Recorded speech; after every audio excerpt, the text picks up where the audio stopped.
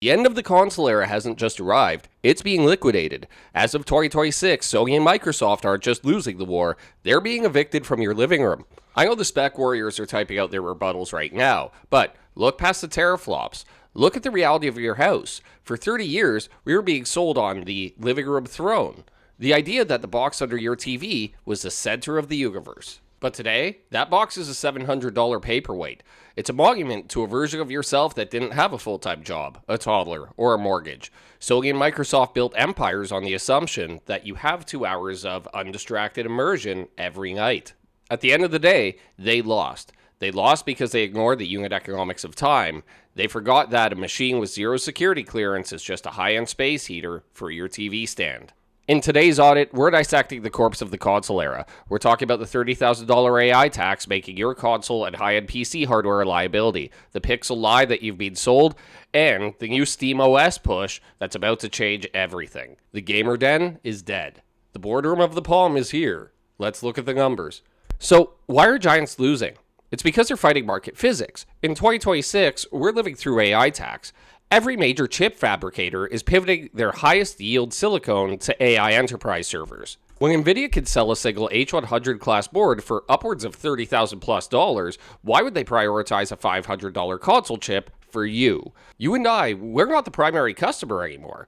What we've become very quickly is a glorified rounding error. This has created an operational redline. The cost of manufacturing a next-gen machine is so high that the affordable console has now quickly become a myth. We're already looking at price speculation of $700, $800, $900 price tags just to break even. For a professional with a family, an $800 toy is a brutal sell to the Internal Revenue Service, otherwise known as your spouse. But here's the pivot. Handhelds like the Steam Deck, ROG Ally, Legion Go 2 aren't playing the same game fighting for that AI silicone.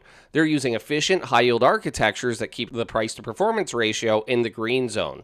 Sony and Microsoft are selling you a luxury yacht that you can't afford to dock, while the handheld providers are selling you a high-speed life raft that you actually need. Marketing departments have spent billions trying to convince you that 4K is the gold standard. They want you to feel like a second-class citizen if you aren't pushing 120 frames on a 65-inch screen. I'm calling out the Pixel lie. Think about the OG Game Boy. It was a gray or purple brick, but it understood the density paradox. An 8-inch OLED handheld at 800, 1200, maybe 1920 by 1080p has higher pixels per inch than a 4K TV viewed from 8 feet away. To your brain, the handheld image is retina class. We're spending thousands to push millions of pixels that human eyes literally can't resolve or perceive from the couch. For me, and many of us who find ourselves at this stage of life, I'll take a perfect 800p OLED experience in my hand over an upscaled 4K experience on a TV I'm currently being outvoted on by a 3-year-old who wants to watch Bluey. I've talked about this in the past, but in a real house, the TV is a shared asset. It's a contested territory. When you have a family, if you turn on a console, you're essentially initiating a hostile takeover. You're telling your partner that they can't watch their show, you're telling your kids that they can't watch their Paw Patrol loop. You're creating wife aggro before you ever hit the start menu. The handheld is the diplomatic solution. It allows you to be present but not occupied. I can sit on the couch with my family. I'm there, I'm reachable, I'm on duty, but I also have my flow state in Elden Ring. Modern consoles demand total immersion, which is a luxury that we as parents just can't afford anymore, while handhelds offer situational awareness and the ability to share your space.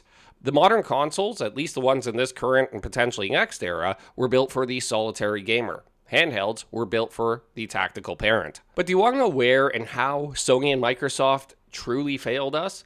They killed the magic of the basement. Think back to the golden era. Halo Knights, Mario Kart, GoldenEye, 4 friends, 1 couch. It was the Hearth.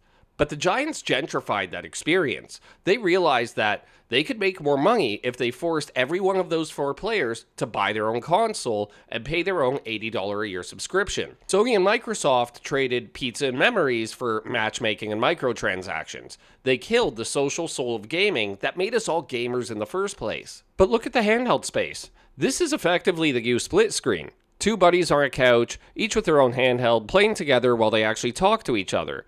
It's more personal, it's more convenient, it captures that couch co-op or LAN party energy that the giants abandoned a decade ago because it wasn't profitable enough for their shareholders.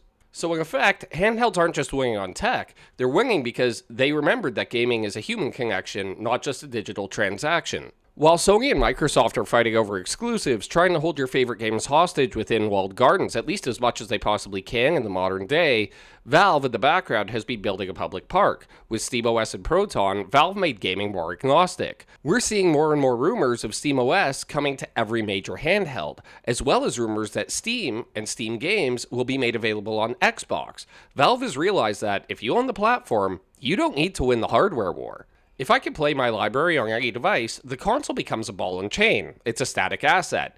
The modern professional needs liquid assets. We need our library to follow us from the office to the couch to the train. Valve is building a passport. Sony and Microsoft are building jails. In our world, we talk about context switching. You switch tasks every 5 to 15 minutes at work. By the time you get home, your brain is a fragmented hard drive. Sony and Microsoft want you to log into their world for a 2-hour play session. That isn't rest. That's a second shift. The handheld enables the cognitive reset protocol. Passive escapism, like doom scrolling, is empty calories.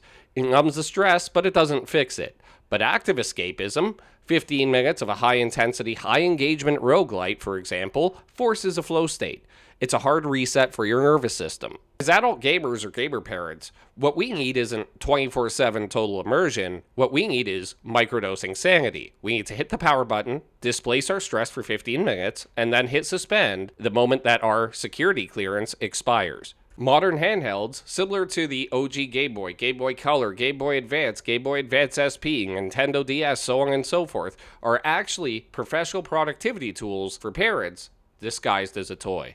I've made this prediction before, but by 2035, the home console, or the high-end custom-built PC, will be the turntable of gaming. A niche, beautiful, expensive relic made for enthusiasts. The gaming hardware giants are in crisis management right now.